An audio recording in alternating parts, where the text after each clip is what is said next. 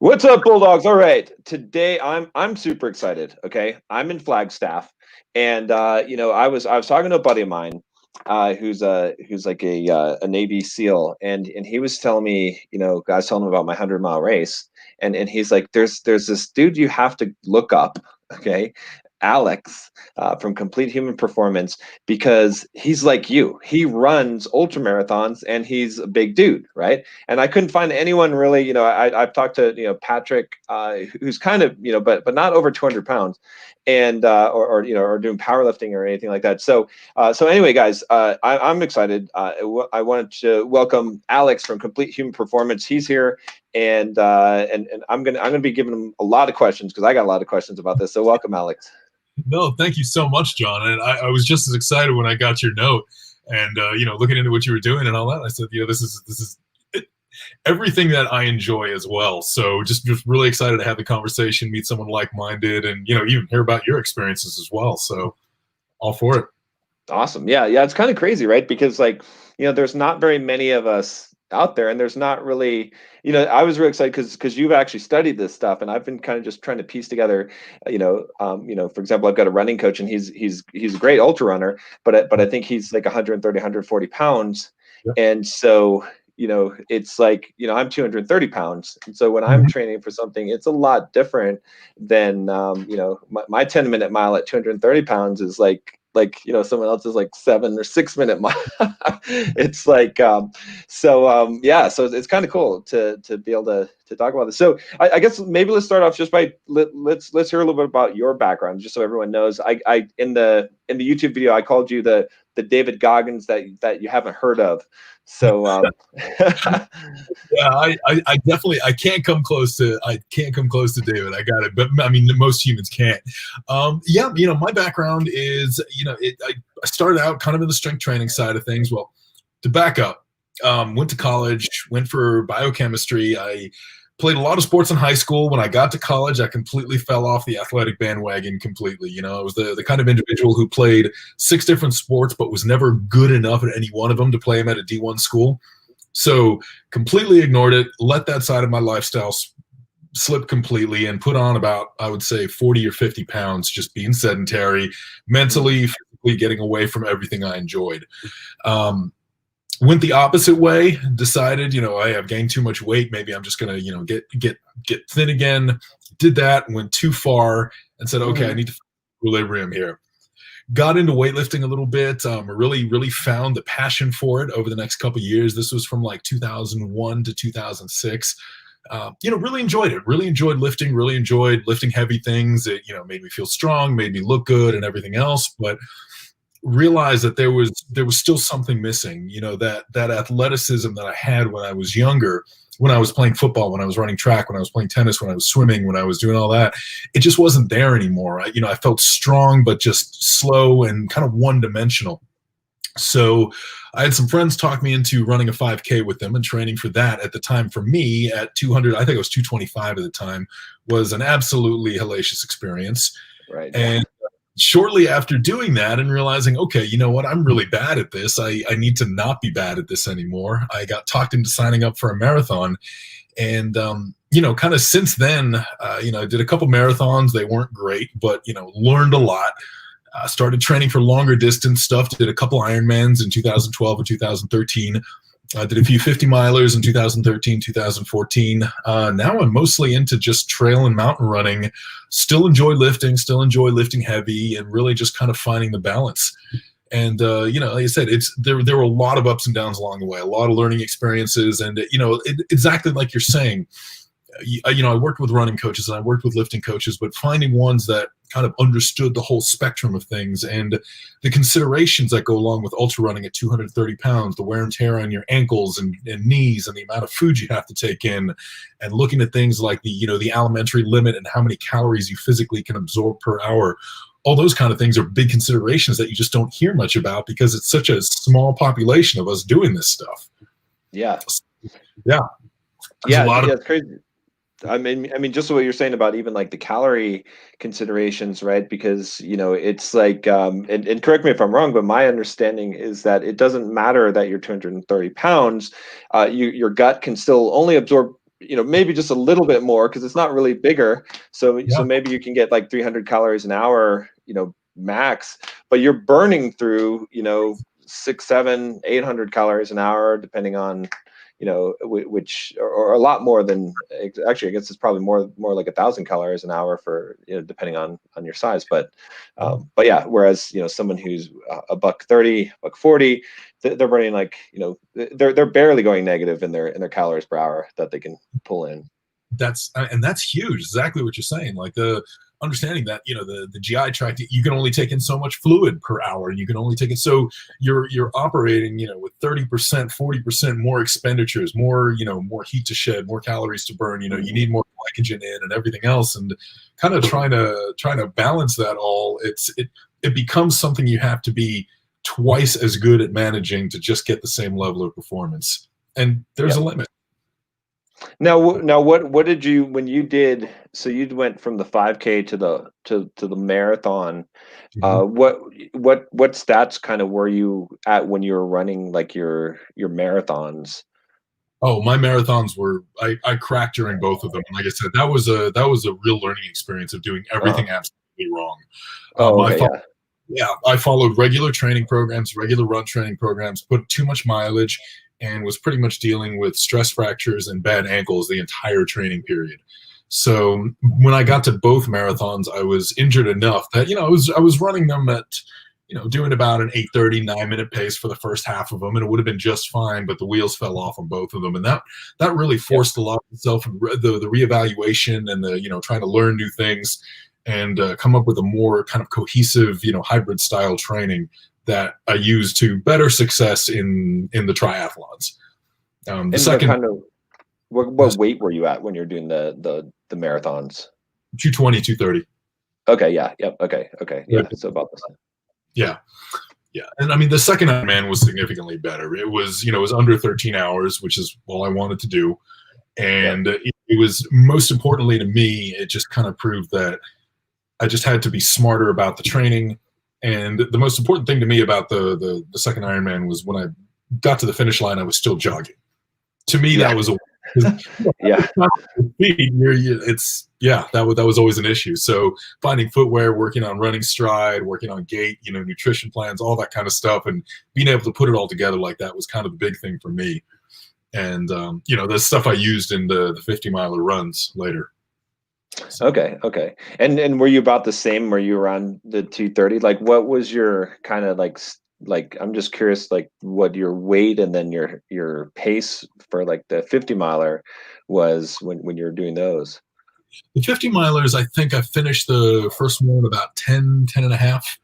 10 and a half hours. So pretty steady, about what I wanted to do. The idea when I did those is if I did the 24-hour, it's like the first half, you multiply that by about 1.3, and that's the time for the second half. I said, okay, I'm going to run about a 10:30 50-miler to put me on track if I ever did a 100-miler to run sub 24 hours. That was the goal. And that was the goal with both of them. And, again, kind of sticking to that discipline because I love going out way too fast. Yeah. Sticking to that discipline and realizing that, I have to be even more careful about that because if I get in the hole, there's no way out of it. It's not like I could talk for 20 minutes and reply, like I'm done. No, exactly. Yeah, I've been there so many times trying to figure this out. What when you did 50-milers, were they elevation or were they fairly flat, or was it? They were about, I think, 4,000 feet of gain over 50-milers. So actually pretty similar to the coach. That's about, 7,000 feet of gain over 100? Yeah. So it should be about similar. Yeah. Okay. Yeah, I did my first 50 about a month and a half ago, and I was about 230, and then I did it. My goal was to do it in under 8, but it was totally flat because I did it on the bay because everything was canceled. It was supposed to be in Montana, but I just did a self-supported one, and it was about like 8.5 hours. But gosh, after 30 miles, I was so dead. It was no longer about whether or not I had the energy. It was completely sheer mental at that point. It felt like so, and it was weird because my taper was bad on it. Like about 2 weeks before I would have probably been better. But that's the other thing I was wondering about too. Is like, what have you found, like there's a difference with the taper? Because for me, like the traditional tapering plans never work at my size. Yeah.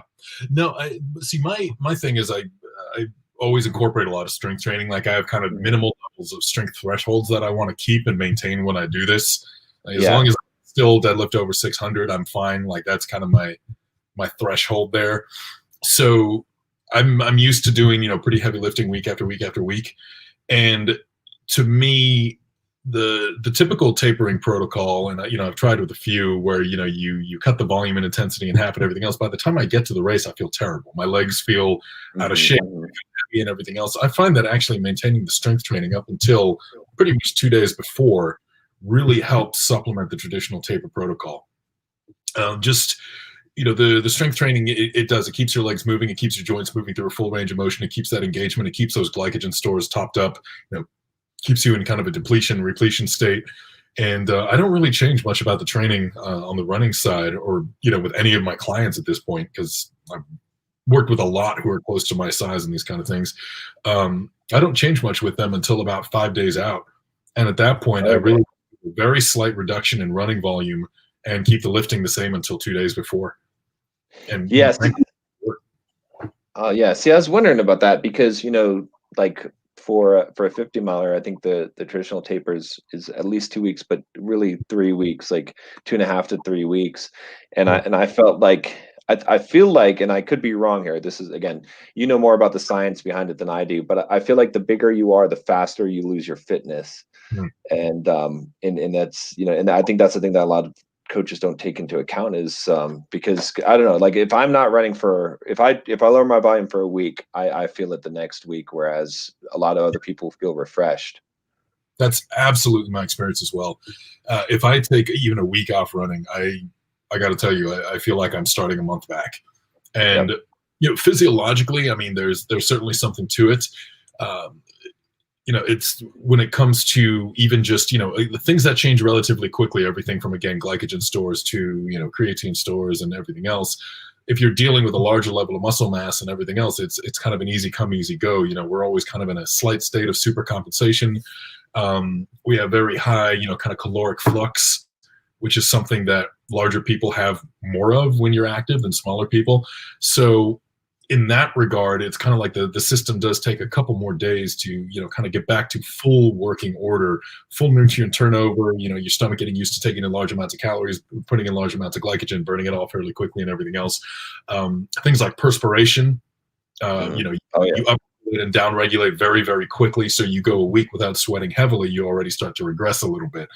Just because, for you and I, especially running in the heat, we're shedding so much water in order to just kind of maintain our core temperature at a reasonable amount, that if we, lose any of that adaptation, we really, really, really suffer. So it's true with the heat too, especially. I think that's another big one too, right? Because the bigger you are, the more, actually the lower temperature you want to run at, because you can't dissipate that heat over the surface area as much. And I've noticed that the heat, I mean, whereas like when I did research for I ran the Maui Marathon last year, and it was like, it got up to like 85 degrees with like 100% humidity. I mean, it was, it was pretty brutal. But when I did the research, I did the calculators online, and I was like, okay, well, my goal was to finish like, a sub 9 minute mile pace, around 8:30 or so. And so I figured, okay, well, with the heat, with the calculators, it shows that my 8:30 pace should become like basically like a 9, right around there. But in reality, with it ended up being more like a 10. And I think that probably has to do with the difference in, when all these calculators are built for smaller guys, where it's like, the heat doesn't affect them as much, but I think heat and uphill, right, is really going to, affect us a lot more, because it's a lot more work. Uphill is really what kills us too. One of the interesting things is, if you look at your, for example, a program like Strava will kind of equate your pace based on elevation gain. So, if you run a mile uphill at 10% grade at a 10-minute mile, it says, well, that's equivalent to like an 8:45 on the flat.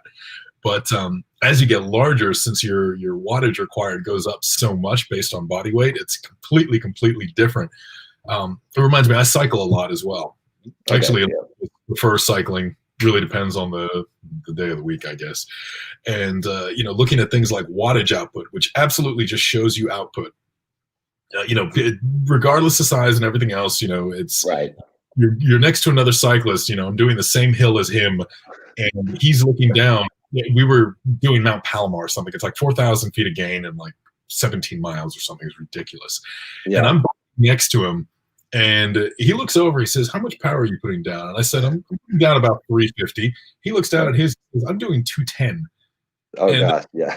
that's, even if wattage doesn't necessarily mean anything, just get an idea of that difference in output. And he looked like he was maybe 50 pounds lighter than I was, probably more like 60, but just a normal guy. Yeah. It really drives home how careful we got to be. Anytime the hill goes up, we can power up it because we've got strong legs. Yeah. And leave people in the dust, but we do that 3 or 4 times, and that's it. We put ourselves. Yeah, because you'll just use up all that glycogen. It'll be completely gone in that local glycogen store. Yeah, it's crazy. I actually bought one of those Stride power meters for running that you put on your shoe.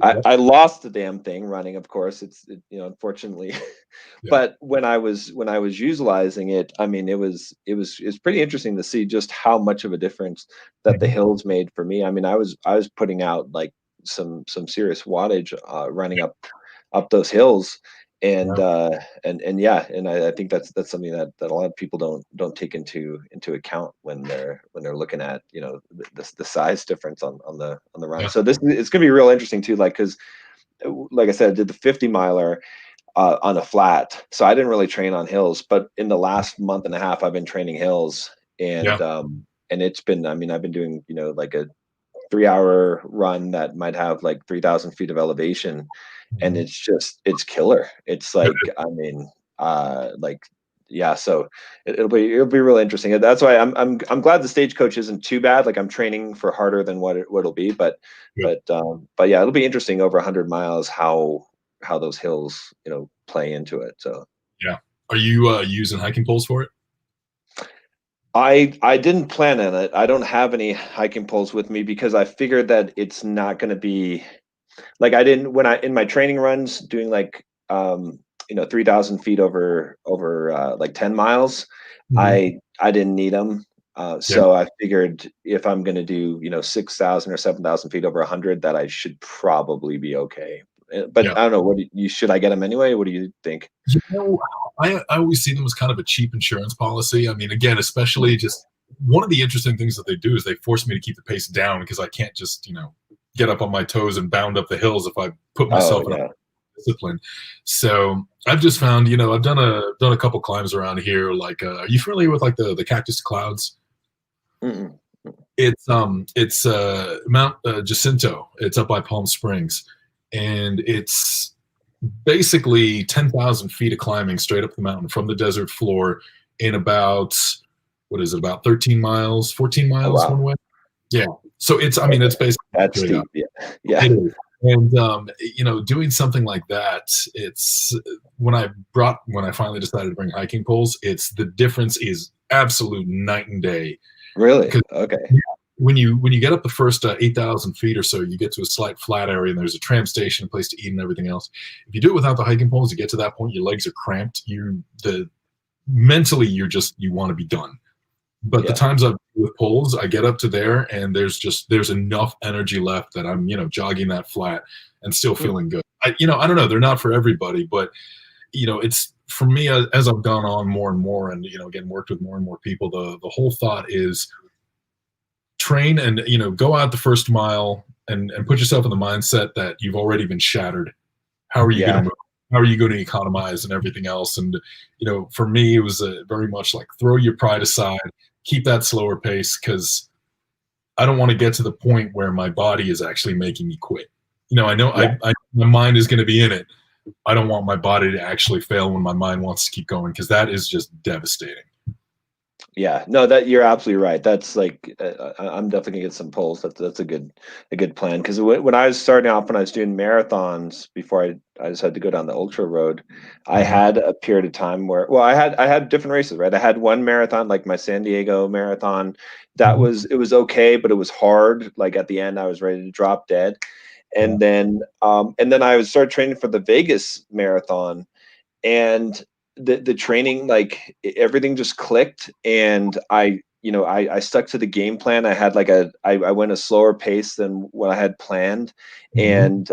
and I ended up finishing, I think, like I started off like around like a little over a nine, like a 9:20 pace, and Mhm. then by the time that I got to like the last 6 or 7 miles, I was running like 8-minute mile pace, and Yeah. then sub 8-minute mile pace, and I was flying by, and I felt great. And I got to the finish line, and I mean, I just, like, the whole time my heart rate was in the 140s, 150s. It just felt great the whole time, and it was such a difference, just between like being at mile 20 and having 6 miles to go and just almost dead and having Yeah. to like push yourself versus flying, and the whole difference was well, some of it was a training, like being more prepared, but the beginning, like taking it easy in the beginning, made such a difference in the end. Yeah, and it's such a hard thing to do because there's all this energy and everyone's moving and everyone's getting out and establishing their pace, and kind of wants to get out ahead and you want to start strong and everything else, and Yeah. it one of those things that I think it got more beaten into my head when I started coaching people more often. Mhm. And it's because you see it happen over and over and over again. I only had, I've compared to the amount of people I've worked with, it's only been a handful of races, but now kind of virtually, and kind of as a third party, as an observer, I've seen hundreds at this point, and it's always kind of that same thing. It's always just let them pass you, let it go, and again, like just think about, you can't win a race in the first 10% of it, in the first 20%, the first 30%, but you can definitely lose it. Yeah. And Yeah. Very keeping true. that in my head, yeah, it's huge. It's thinking that as long as I'm putting one foot in front of the other right now, I'm on track. If I Yeah. do this, if I screw up my discipline, I've lost it, and those last 20 miles are going to be absolute garbage. Yeah. And it's crazy how much, like, even like 10 seconds per mile Yeah, makes in it, you know what I mean? Because it's like 10 seconds. I mean, that's literally just stopping and then one, two, three. But that difference across a mile, across 26 miles, it's like, if your pace is supposed to be 9:10, but you're doing a 9-minute mile, yeah, you're gonna feel it.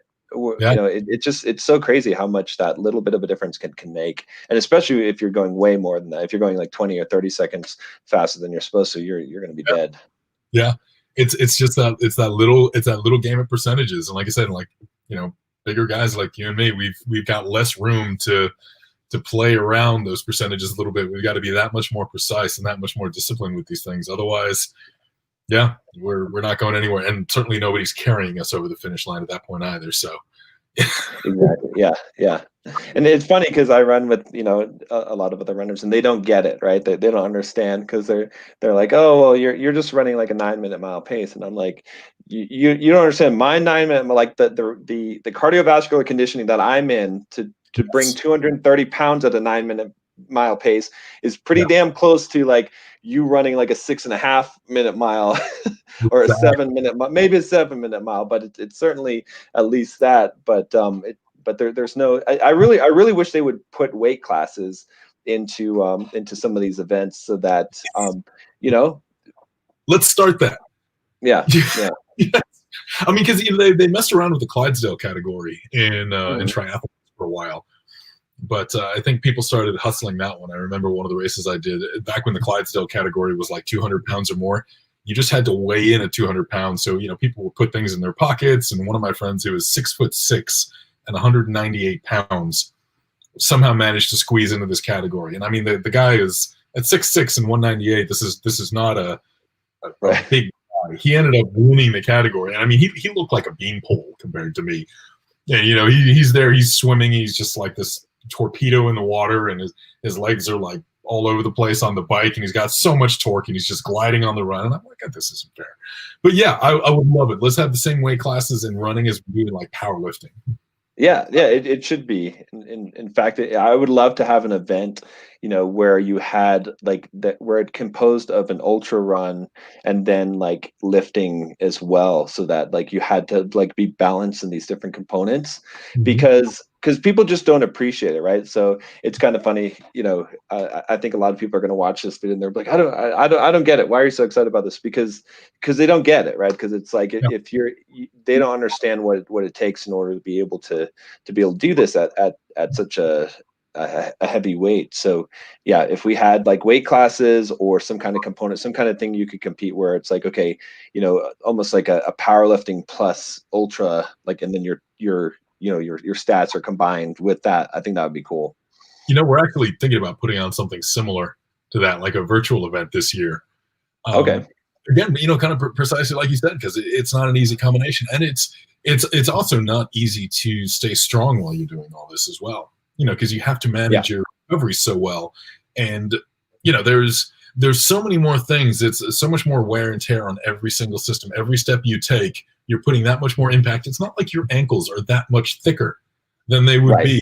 Your ankle bones and cartilage is that much more durable than it would be if you were 30 pounds lighter. I mean, it's just not. You're just they're like, talking about the stomach, talking about the heart, talking about like some of your connective tissue, like like cartilage and things like that.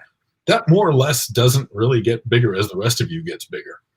That's why people who are overweight have so many orthopedic issues and health issues and everything else. These things don't grow with the rest of you as much as they could. So you said you go out for a 15-mile run, the amount of wear and tear your body has to repair from compared to somebody who's 140 pounds and goes out for the same distance. That's why the next day you're twice as shattered in a way. The amount of nutrients your body has to take in, the amount of things it has to repair, adapt, recover from, store, replenish, and all that.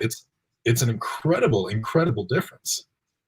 Yeah, it's true, and it's really it's not taken into account at all in these events. I think, I mean, there's not very many people that are doing it at that size, but again, I think that it should be taken into account because it really does. I mean, because when you're looking at like I always like the idea. Well, I mean, we do it in boxing and things like that because you want to compare the actual athletic ability, not the optimized thing, and it's even becoming a debate with the shoes now, right? Because with the Vaporflies, it's like, okay, well, what are we actually trying to compare? We're trying to compare the athletic ability, so we need an even playing ground. And so, but yeah, I would love to. I'm in full support of it. Yeah. So it's really interesting because it's such a different way of kind of looking at overall, human capability and and human performance and everything else. That it's very cool to see what the body can do when it specializes. And you the different physiques and of a super heavyweight powerlifter and a heavyweight Olympic weightlifter, and then an ultra runner, and then a Kenyan marathoner, and you think these don't even look like the same species, and it's so cool to look at. But then you also want to see, well, what is the human body capable of doing across the map? What physically, when pushed to its limits in every regard, because I think exactly, should be, what can it do?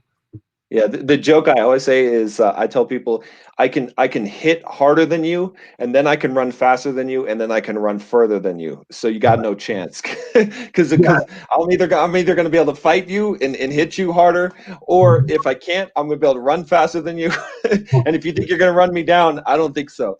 So, but I guess that's probably why my friend who's Navy SEAL had told me to talk to you, is because your background, you probably train. I looked a little bit through it, but you train elite forces, right? Because they need to have that capability. That's where people actually need to have the endurance, have the strength and the power as well. So how does that, like, what kind of training do you do to like get guys ready for like Ranger School or for buds and stuff like that? Yeah. I was going to say that's a huge percentage of the athletes we work with, and we've done seminars at a couple of bases, and it's been a lot of fun. A lot of the training is actually interestingly enough, pretty similar to probably what you and I do right now. There's a much larger emphasis on rucking, just because specific physical adaptations, with a heavy pack, postural considerations, the difference in moving quickly in boots versus running shoes, some of the difference in the way that the load is distributed among the lower limbs, because everything is about building that durability and building that specific durability. And so obviously, specific adaptation to opposed demand, there's a lot more of that, but there is still a heavy lifting component, obviously strength, connective tissue, everything else. And a lot of the programs look pretty close to the way I would say structure my own training, which is, several heavy lifting days per week, a combination of high intensity, short duration, and, long duration, low intensity cardiovascular work. And, along the way, there's also an additional emphasis on kind of that, pre-fatiguing while performing sort of mindset type of work. It's doing a very, very heavy leg workout and then doing some sort of metabolic conditioning set that involves, all object lifting and weighted carries and things like that, for time or for duration or things like that. We also incorporate a lot of kind of grit and mindset training, which is something you probably encountered quite a bit in the ultra running world. A lot of the things we do is understanding your mindset when you're being challenged, and associative versus dissociative, coping mechanisms, dealing with discomfort, dealing with pain. When you are finding yourself, looking to quit, what do you think of? When things hurt, what do you think of? Where does your mind go? How do you process this? How do you deal with any sort of, not sensory deprivation, but muted senses? For example, when you start to get, you're training at night, or you're very cold, or you're very hot, so there's a big component of that as well, which I think, actually borrowed fairly heavily from a lot of ultra running coaches who specialize in that kind of thing when putting together a lot of that kind of training, because it's very, very, very relevant. And it's one of the things that we emphasize the most is you can have all the performance capabilities in the world, but if you don't have that grit, you don't have that ability to perform and take that next step, knowing that you might be putting yourself in the hole, knowing that you might be injured, knowing that something is wrong and you're not performing at your peak, and still being okay with that, that's very, very big.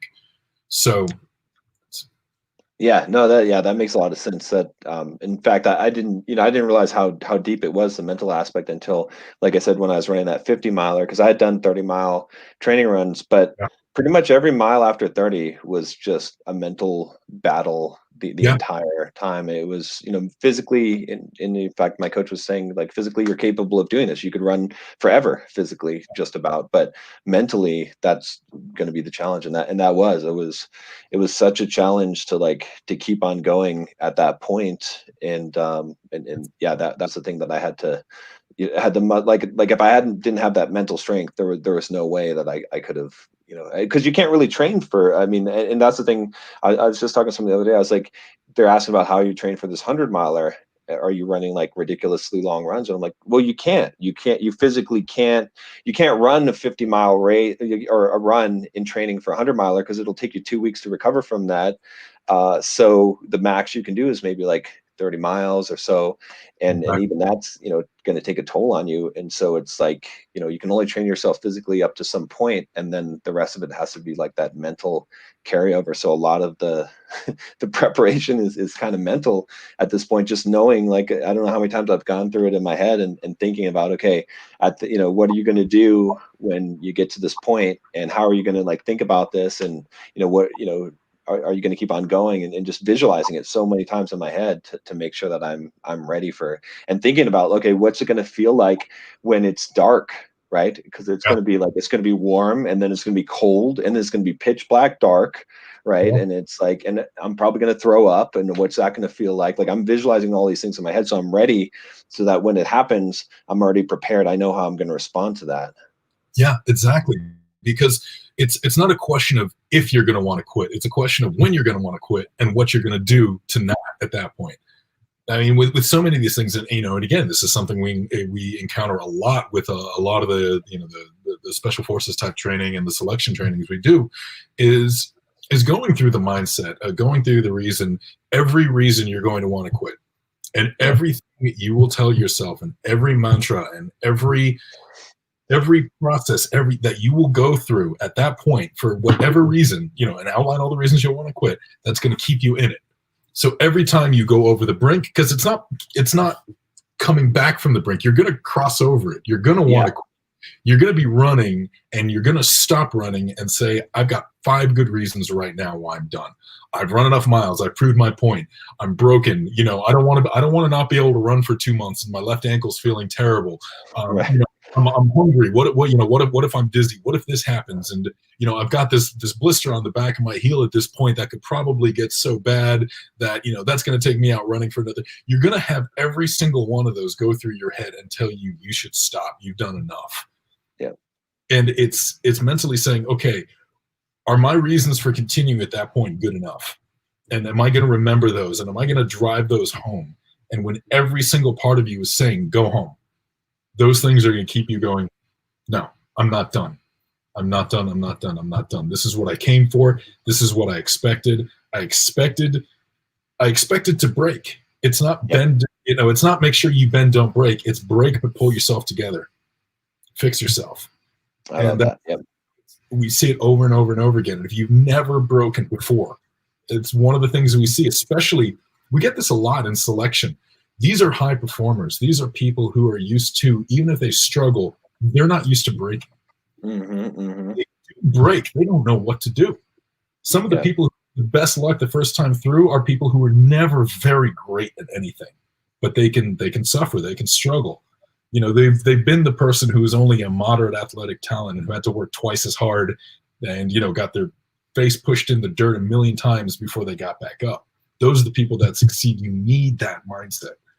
So it's a really, really interesting part of the training. And I think it's something that I really do wish that I think even a lot of athletic coaches, talked about more and understood a little more about. I still wish I knew more about it. Yeah. In fact, that's what drew me to doing the ultra running was, at the beginning of this year, I've always hated running actually. And that's why I started running more, was because you should do shit that you hate. And then I started to gain a little bit of a love for it after, it's still a love-hate relationship. But at the beginning of this year, I decided, okay, I was either going to basically quit running or I was going to go for 100-miler. And I said to go for the 100 because I want to, because a lot of people were asking me, well, is it, are you trying to get like super lean? Is that why you're doing it? Are you trying to get super fit? And I'm like, no, it's not the best way to do either of those things. First of all, getting lean without running is a lot easier. When you're running long distance, it's hard to get lean because you have to balance getting the fuel that you need and that extra hunger. And then it's certainly not the best thing for your physical fitness. I mean, you're running 100-miler is going to do more damage to your body and your cardiovascular system than it will good. But the thing that you talked about, that grit, like going, I don't know, like you have to do something in your life. I feel like so many people have never experienced, like you said, breaking. I love how you said that, because if you've never broken, you don't know what you're capable of. And then you really find out who you are when you put yourself back together, when you break. And there's been so many times in training for this and in training that I've hit that point, like you said, where you just break, where I've literally just laid on the ground and then I get back up and I start running after some period of time. And it's like, at that point it was done. It was broken. Or even just when you're like, you have the idea of the time in your head and you missed goal A and you missed goal B. And then you're like, well, you know what? I'm still not walking this fucking thing. I'm still going to run it the rest of the way. And that's when you've broken, because you have no reason to go on, but you're going on anyway. And like when you go through that experience in life, I think you come out as a different person, and that's what draws me to the ultra running. Even though it's like guys like us are big, we're not built for it, so it's like we're not going to win any of these races, but we can still gain that experience, that valuable thing that you can only really get from a very few places, right? And maybe it's like ultra running, maybe it's like in the ring, like in a UFC fight, something like that, or you have to take it to like such an extreme. But the typical type of activities, just going to the gym, lifting weights, just going for regular runs, even a marathon, you're typically not going to hit that point. Yeah, it's true, because especially coming from a strength background, if you miss a lift, you're going for a max attempt or whatever else, and you miss it. It's frustrating, but then you go home. You're kind of done. You're not gonna go after the bar the same 3 times on the same day. It's if you miss a deadlift, you miss a max, you're not even close to it. You leave it. You're done. You back off. You reevaluate. With running, you said if you miss your goal, like you said, if you go into something like this and you think, okay, my goal is 24 hours for this thing, and that's what I've told my friends, that's what I told my family and everything else. Yeah. And I'm 50 miles in, and it's already been 14 hours, and I'm struggling. I'm not going to do it. I'm just not saying this happened to me, but just this is mindset. Right. Yeah. Exactly. Well, at this point, I might not even make it in 30. I might not even make it in 35. I've missed my goal. I feel like garbage. I was expecting to feel fresh at this point. Nobody would fault me for quitting. Right. At that point in your mind, not only have you broken, you've almost come to terms with the fact that you've broken, and you're okay with it. Right. Digging back in at that point and saying, no, wait, no. That, like you said, if you've never gotten to that point with anything that you faced in life, or to put it a better way, once you've done that, it sounds so cliche, but it carries over into so many things. And realizing even a temporary defeat just sets you back. All you do at that point is you kind of reevaluate. You keep pushing through, and you realize that if something just hits you in the face, if you let that stop you, then everywhere you turn, anytime something actually kicks you down, you're done. Yep. But there's something about being able to get back up and saying, I'm not getting back up because my legs feel fine. I'm getting back up, my legs feel terrible. They feel as terrible as they did when I sat down, but I'm going to keep going because that's who I am. That's the kind of person I am. I'm not necessarily the most successful person. I'm not the fastest person, everything else, but I still do succeed. Yeah. It's an amazing thing. Yeah, 100%. Yeah, it's so few people understand that, get that, and I wish more people did, and that's why, it's so important. That's why I really wanted to talk about this, even though a lot of people aren't necessarily interested in the topic because it doesn't apply to them. In fact, there's people are asking me. I'll address this because I said that you're the David Goggins that no one's heard of. So let me clarify for you guys why I called Alex the David Goggins you never heard of, because give me your powerlifting stats, because this is crazy. Like because I don't think there's anyone in the world, I think, that has the powerlifting capability that you have, and who has run a 50-mile race. I think you're pretty much the top. I don't know of anyone, but well, the week I ran the 50, I was deadlifting 700 pounds. That was the YouTube video I have on that same week, was about a 700-pound deadlift. The squat was around 600 at that point, give or take, and my bench press was kind of in the low to mid 4s at the time that I was running the 50. So that was kind of roughly my range. I'd been stronger at various points, and of course, with powerlifting, depending on what gear you have, if you have knee wraps and this and that and the other, it can change all the numbers and all that. But that's kind of been my minimum discipline. Before I turned 40, it was maintaining a deadlift of 700. Now it's revised down to a deadlift of 600. But if I can maintain that, for example, I'm doing the rim to rim to rim in October. If I can still do ultra distance and still be, kind of top tier 4, 5, 6, bench press, squat, deadlift, or more, that to me is kind of the minimum marker of my own personal success. So I think if anything had to be unique there, it's just being able to maintain what I would consider pretty good lifting numbers. That, these are ones that were aspirational for me in the past when I was training for it. Yeah. And to my knowledge, I don't think there are any other 700-pound deadlifters who run ultras. I could be wrong. I don't know of any. That's why I'm saying guys, Alex is downplaying a little bit, but this is like insane. I mean, like, think about like you've seen powerlifting meets. Think about someone who can pull 700 pounds and ask yourself if that person can even run 5 miles, much less 50. And to maintain that level of strength, that's why it's phenomenal. It's I don't know.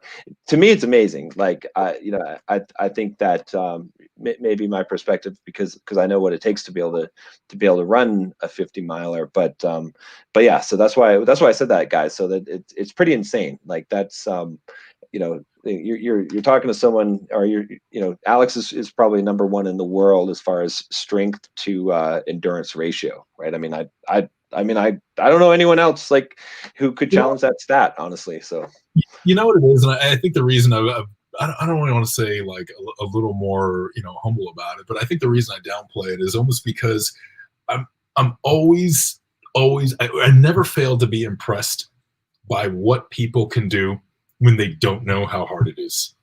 And the reason I say that is we've had some clients come to us who are just like, they'll throw out what they're doing, and I'm like, that's phenomenal, and you don't even know how phenomenal that is. And I think every now and then I encounter people who have such insane performance characteristics that I realize at that point I don't ever want to say, hey, I'm the best at this, because someone's going to come along and go, so I'm kind of leaving myself open at that point, because like I said, I've never failed. I've never once been wrong in giving people the benefit of the doubt and how good they actually are.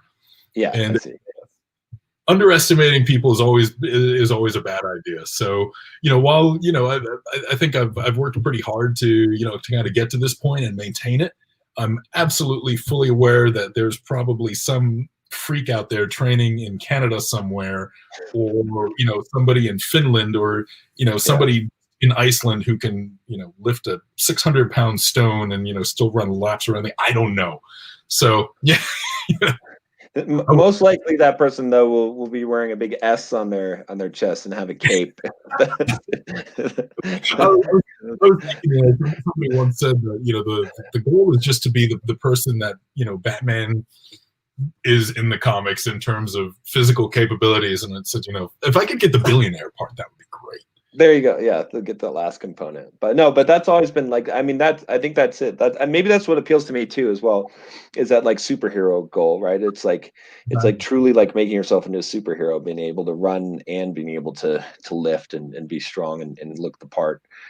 So one thing I want to ask you about was training. So as far as I'm just curious, like if you were training me for this 100-mile race, what kind of training would you do or have me do, taking into consideration my size? Like, what would it look like? Well, so the difference with a larger runner would be, realizing that time on your feet is something that you obviously need to build up to. You got a running history, so that's great. But it's also at a premium. If you can develop certain systems that are responsible for building endurance without necessarily putting the pounding on your feet, that's a great thing. So I actually have people quite a bit of cycling.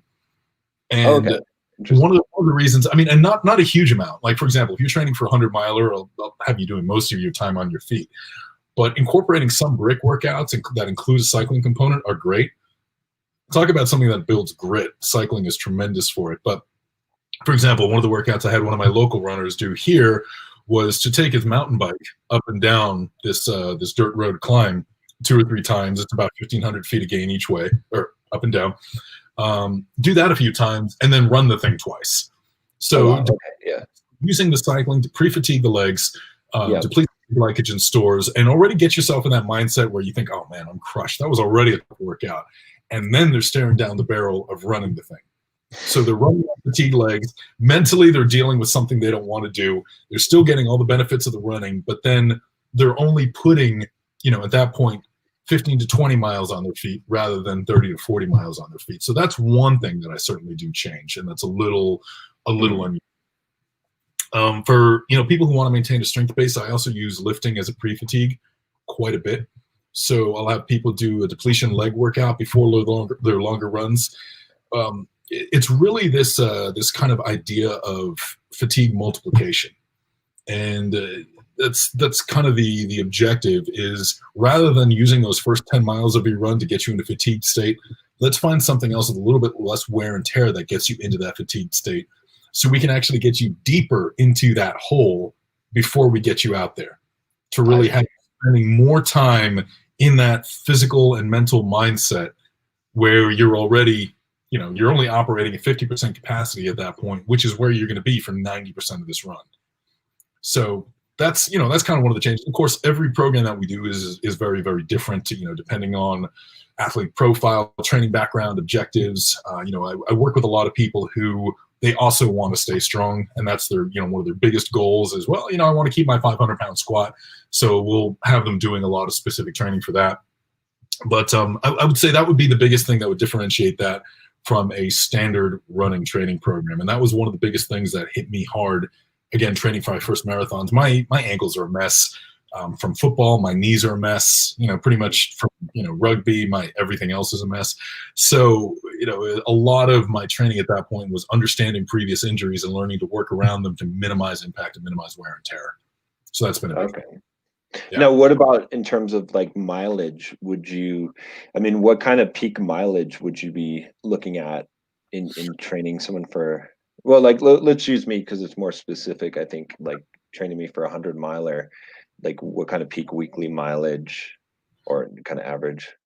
Honestly, kind of average would get you up to 120 plus. Honestly, if you get a 60 to 80-mile week, that's about the peak I would get to, because I found that over 200 pounds, much more than 70, 80 miles a week, really, really, really starts to wear you out. The longest I would do is probably a back-to-back training session on the end. That would probably be maybe 25 to 30 miles one day and 10 the next. Try to say, start both of those, try to do at least one of those, mostly in the dark, just to get experience doing that. And, kind of keep I would say run one from 10 o'clock to 6 o'clock one day, then wake up at 3 a.m. when you're tired and don't want to do it and go out and start that 10 mile. So that would be about the longest. I worked with a lot of coaches who are very much about quality mileage. And, if you can't, there's no point in throwing in a 12-mile run just to add mileage unless there's a specific objective to it. So I would say my mileage tends to go a little bit on the lower end of the spectrum compared to a lot of ultra running coaches. Okay, so more specificity instead of the junk miles. So like every run has a purpose, exactly, as opposed to just filling up miles. Okay, yeah, that makes sense. Yeah, I haven't really gone a lot above. I think in training for the 50, I had a couple of weeks that were slightly above 80, and I felt pretty good on those. But I was peaking. I was at the point where I think I was doing like a 30-miler on one day, and then I did my peak was like a 30-mile and then a 15-mile the next day. And I felt surprisingly good on the 15. It's weird. There's almost this effect where you run this really long run and the next day you like rebound really, really hard. And then after that you crash. Yeah, hardcore. Yep. Yeah. And then that's like I said, even for 100, that's about as much as I'll make most heavier runners do. And, just because I've noticed that even if they don't experience issues that particular week, we're really prone to stress fractures. We're really prone to a lot of those other things, especially because as we get deeper into training, stress fractures aren't just impact, it's also nutrient balance sort of thing. Mm-hmm. If you're excellent with your diet and you're excellent with your calcium intake, electrolyte intake, and everything else, magnesium, you might be less prone to it. But, I find that some of these folks, I have to be completely honest, some of the larger runners I work with are larger, not just because they're very strong, but because their diets are a little more lenient, shall we say, than some. Staying healthy enough to, keep their bones and connective tissue in good working order if they put in 100 to 120-mile week is pretty tough. Yeah. So, that's a big difference too, right? That's going to make like a huge difference in your training. And and then also I guess there's two things I guess that's worth addressing to this, because I think this will be more widely applicable to everyone watching, is the thing, maybe you can back me up on this if you agree. If you don't, then give your side of it. But I always tell guys that, like, because they always tell me, oh, I'm going to run a marathon to lose weight, and I'm always like, no. It's not a good idea. You'll probably gain weight in training for a marathon, because even though you burn a lot of calories running, you get so hungry and you have to take in so many nutrients.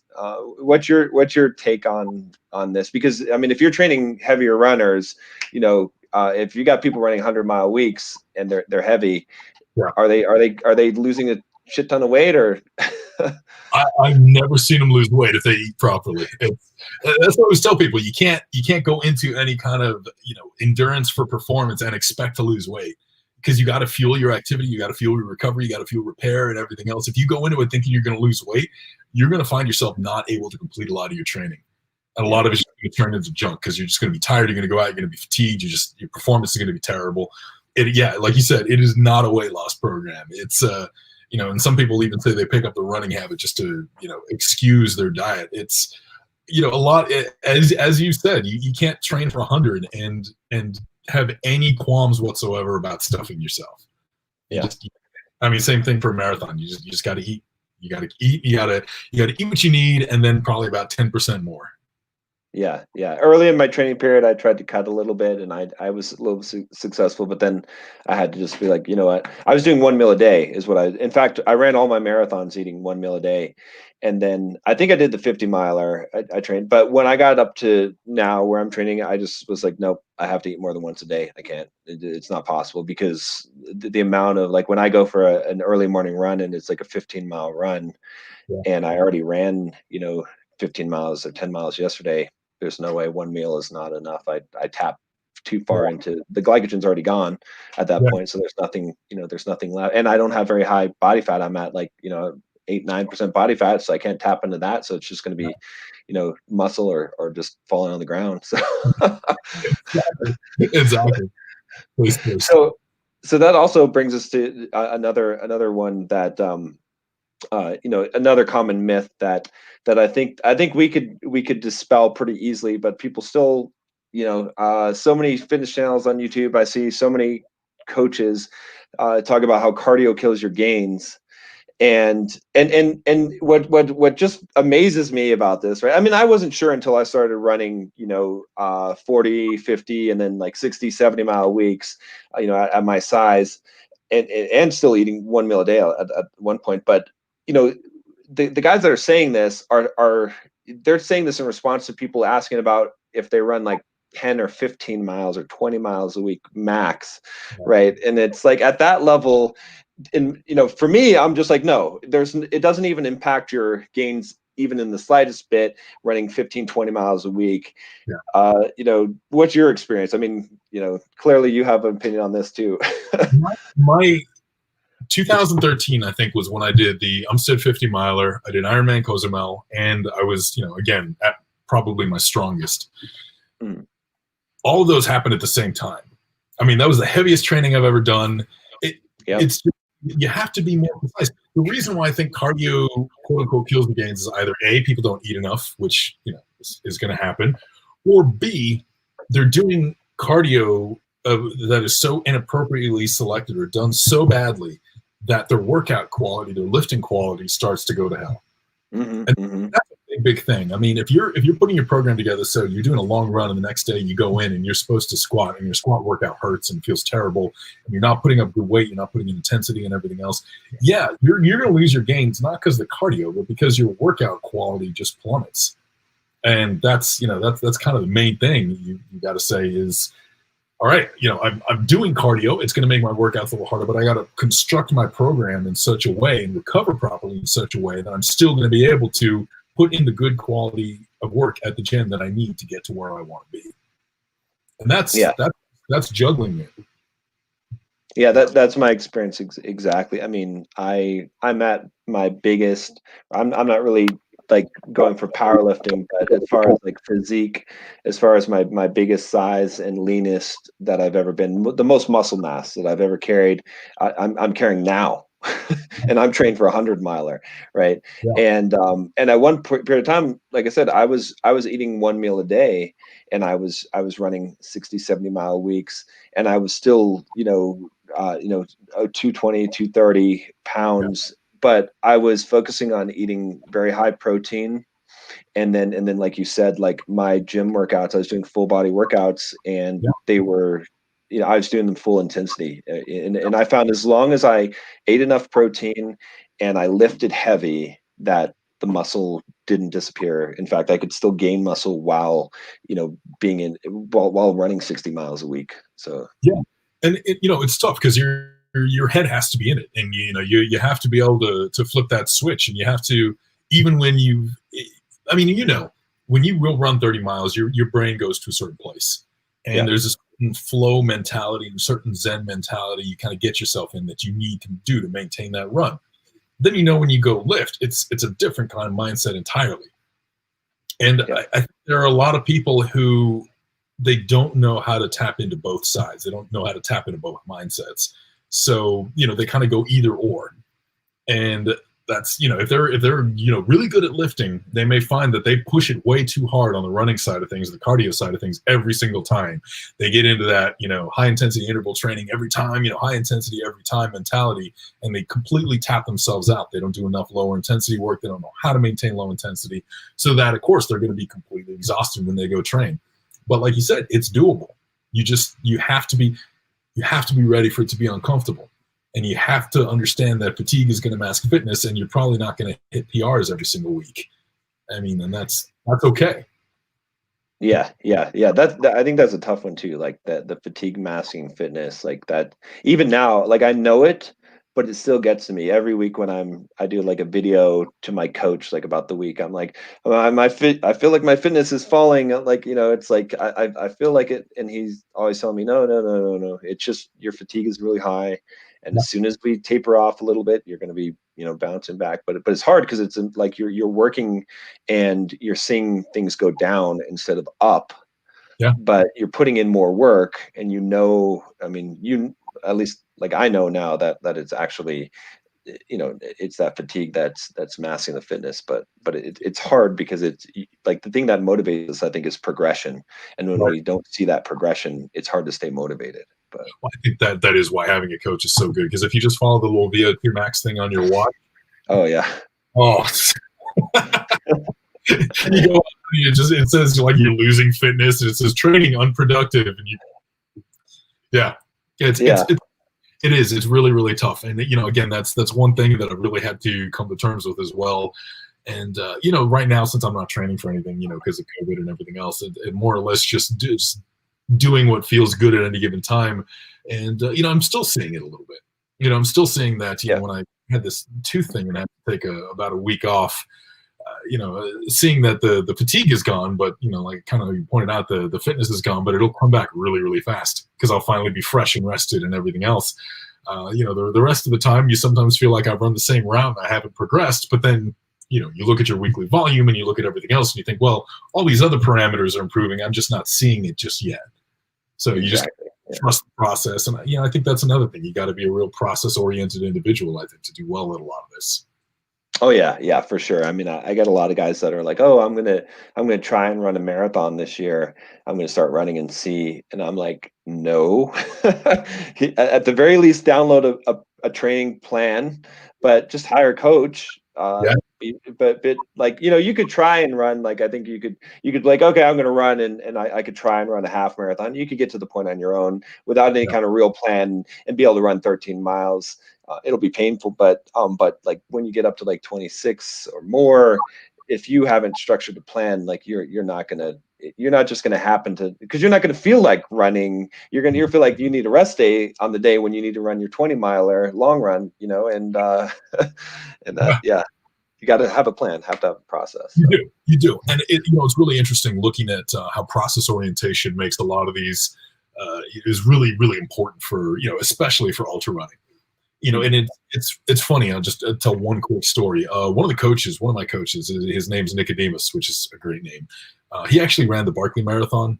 If you're familiar. Oh, yes. I watched a couple of documentaries on that. That's insane. Nicodemus is actually the 13th winner of it. If you look. Wow. Yeah. Wow. Really great guy, and actually is acquaintances, if not friends, with Goggins. So there you go, small world. But I remember he was doing a race. I think it was called the Spine Race? It was a race over in Wales, and it was one of these multi-day stage races. And a guy from, I think, the company that sponsored it was going around, was interviewing a lot of people as they were coming up one particularly rugged hill. And these are some of the best runners in the world. They're basically walking up the thing with hiking poles because it's exhausting. Yeah. And he's interviewing everyone, saying, how are you feeling about the race? And they're giving the feedback. And they get to Nick as he's coming up. And, here's Nick, the American over in Wales, with the loud, like, literally bananas on his shorts and headband and everything else. He's just kind of cruising this thing. And he says, Nick, how you doing? How you feeling about the race? And Nick looks at him like he's crazy. He says, the race. He says, yeah, how you feeling about, your strategy today, what you're going to do tomorrow? And Nick looks at him and goes, man, I'm just trying to find the best way to get up this hill. Yeah. Yeah. That right there was, I think, I come back to it, one of the most insightful things I've ever heard on training, on performance, on ultra running, on anything else, is this whole idea of trust the process, think about what you can do on any given moment to get a little bit better, to do the best with what you have in front of you, and it'll all come together. Don't stress about the big picture, stress about that next step and doing that, literally that next step, the most efficient, best, most productive way possible, and you'll get there. Yeah. I still think back to that every time I'm out here, because I do a lot of runs in San Diego, and about that every time I'm up one of these brutal hills. And of course, if you look up and it's 100 degrees and you're looking at this stretch of hill that just goes on, and it's uphill and your legs are burning and your lungs are burning and you feel like absolute, just look down and just think that you can take that next step. And that next step is going to be the best one possible, and it all falls together. Yeah, that's exactly what got me through that 50-miler too. I remember reciting in my head, I remember saying, is there ever going to be a point where I can't take at least one more step? And I'm like, I'm just gonna keep on going until I get to that point then, right? It's like right now I can take one more step, so I'll just take one more step. And it was like, and that was, that was one of the things that got me through it, was looking at that small, and then like I had to break it down to like, there were points where I was like, okay, like I just need to make it, one quarter of a mile. Let's just make it 1/4 of a mile, right? And it was like, okay. And then I would be like, okay, I'm gonna make it half a mile, and then I'm gonna walk for like 10 seconds, and then I get some water, right? And it's like, so something to just push me to that one, and then in the aggregate, you end up running that whole race, but you're only focusing on that small little, what do you have to do right now? What I have to do, and even the same thing, like like the training. Even today, I woke up this morning and I was feeling kind of sick, and with the altitude and everything here, I didn't get any sleep because I didn't have any AC here, and it's like 10-mile run. And I'm like, and that's a fairly short distance, like compared to like some of the stuff I've been doing, but it's still, there's no such thing as a short 10-mile run. It's like, it's still 2 hours of running, Yep. and I just got up and I was like, you know what? I can't think about that I'm going to have to run 10 miles tomorrow or 10 miles the next day. I just got to think about, this is what's on the training plan for today. Just get it done. And then I just broke it down. I was like, okay, let's get 5 miles done. Because, if you can't get 5 miles done, you're a loser. Like, no one's you're not going to quit at less than 5. And then you get there. And then I was like, okay, let's get halfway done with the last 5, get to 7.5. All right. And then, and I just have to do that all the time, no matter how much I run, no matter how much endurance I build. If I don't look at it that way, if I look at like all the running I need to do this week and then the next couple of weeks, I would just quit. So yeah, and then you finally break it down. Like I said, when you're out there and it breaks you, and you think, okay, well, can I take one more step? Can I physically take one more step? No matter how bad it gets, the answer is always going to be yes. Yeah. And if that's the answer, then what's stopping you? Yeah. I feel like there's way too many parallels from that to the rest of life, but it's getting a little too deep. It's true. That's why, like, it's funny. I'm just talking to someone who's challenging me on Instagram, talking about how that ultra running doesn't necessarily build mental toughness, and I don't know. I think it does, and I think it translates over pretty well to life in general. But because there's not a lot of other things that push you to that degree, in life. So. Yeah, I think it's not that ultra running teaches you mental toughness. It's that the things you teach yourself while you're engaged in ultra running, as long as you go out of your way to learn something from it and progress in it, those are lessons that you will use everywhere. I mean, you can go through ultra running and not learn a damn thing, but if you're teaching yourself, you're doing that process orientation, you're doing that not let yourself be defeated, you're doing all of that, it carries over everywhere. I mean, like I said, there's a reason that the people we train for selection use the exact same stuff that we use for our ultra runners. Awesome. So I did want to ask you one more thing before I do. Guys, go check out Alex at CompleteHumanPerformance.com. Did I get that right? Complete Human Performance. I'm going to put the link in the chat as well. I've got a link here in the description. And yeah, I mean, and in fact, that goes right into what I was going to ask you about, which is, because I get a lot of guys in my community in Bulldog mindset that they're into lifting and everything, and some that are into running, but bigger guys, what's your kind of advice to them? Guys are like, as far as maybe they don't have to do ultra running, but like, running long distance. Because I feel like there's this division, right? And this is like, people are like, oh, in fact, you see it all the time, right? Fitness coaches always pull up the two pictures. They're like, which do you want to look like? Do you want to look like a sprinter or the marathoner? And it's such a false. I understand like why people say that, but I think it creates this division where guys are like, oh well, I'm not an endurance athlete because I'm a power lifter, or I'm a hypertrophy athlete. What's kind of what would you say to guys like that, or to like encourage them to get involved in doing some kind of endurance event? First thing is I'd say is don't start with running, start with rucking. Start with rucking, start with cycling, start with something. Start with something that's easy on the body, and start with something that, is going to minimize wear and tear. And the second thing is tell them that there are a lot of things that cardio, that endurance exercise can do for you that benefit your lifting. I mean, you're talking about improved work capacity. You're talking about improved recovery between sets. It's going to allow you to increase your training density because you're going to replenish glycogen faster.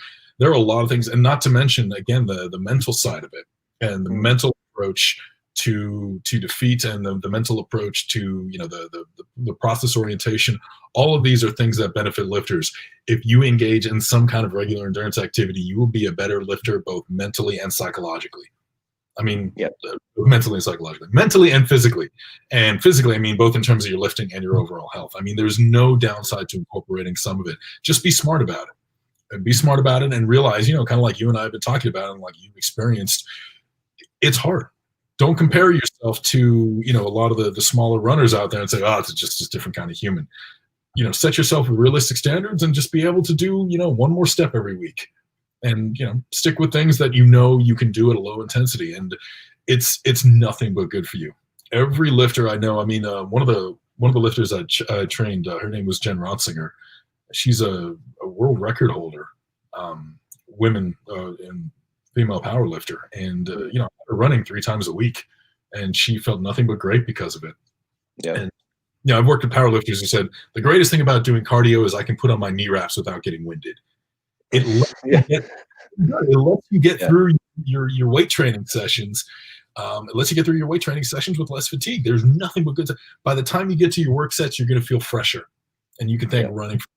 And if you get to a meet, or you get to any kind of competition, you get to anything else, and you've done 20% more productive work than the next person up on the platform, you're going to beat them. Yeah, that's it. Yeah, it goes for fighting too, right? Conditioning is like usually the most important element in most fights. Absolutely. And the other thing I noticed is, I don't know if this is true, but I've noticed vascularity improvements because I'm guessing, having a lot of muscle and running, that it's just a logistics problem, right? The body has to move a lot of blood very quickly. So I don't know. Yeah. I've seen a big increase in vascularity since combining the two together. Yep. Yeah. Absolutely. Absolutely. Yeah.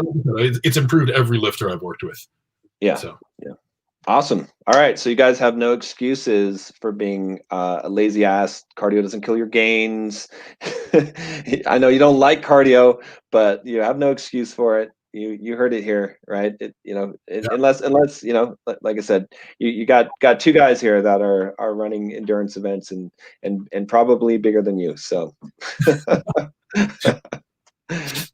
All right, Alex, this has been fun, man. We definitely got to do some runs together in in San Diego, or if you come, you said you're coming. Well, yeah. Real quick, you said you're going to do rim to rim to rim. How's that work? Are you just running that? It's not a race. It's just a trail, right? Yeah, you just start at the south rim of the Grand Canyon. You run down to the bottom, run up to the north rim, turn around, and run down and run back up. Ends up being about 42 miles and I think about 13,000 feet a game. So wow, it's a good one. Yeah. The toughest thing is finding the time of year to do it, though, because Flagstaff, to sign it, all that area there is really high elevation, so it gets snowy as early as November. But the base is going to be 110 degrees during the summer. So probably planning on doing it like middle of October. Okay, yeah, So that makes sense. yeah. Okay, but So, yeah, when I get back to San Diego, we should definitely go for a run. That'd be awesome. So absolutely. I do pretty much every trail and mountain out here. So 100%. awesome. All right, guys, check out Alex's site, completehumanperformance.com. You know, like I said, I think I call him the David Goggins you haven't heard of, because I think it's incredible. I don't think that there's a person in the world that that has the ratio of strength to endurance that Alex has. It's super impressive to me. And if you guys want to develop that kind of strength and endurance, which I think is important, to become a superhero, which I know that you all want to become superheroes, go check it out and go contact Alex. All right, guys. See you next time. Thanks, Alex. Appreciate it, John.